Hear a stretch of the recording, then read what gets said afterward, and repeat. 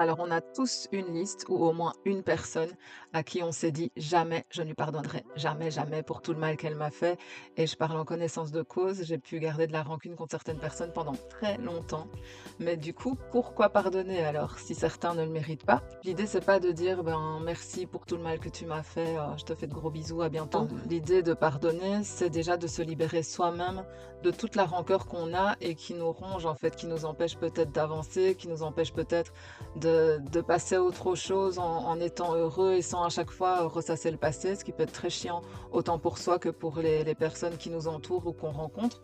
Donc en gros, la rancune, c'est comme boire du poison en espérant que ce soit l'autre qui en souffre, mais c'est nous qui en souffrons en fait.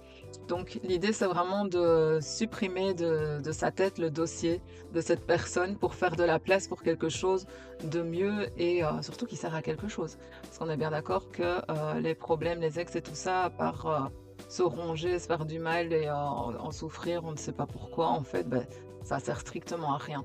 Donc si on pardonne, c'est pas parce qu'on est gentil, qu'on vit au pays des bisounours et que tout le monde mérite notre pardon.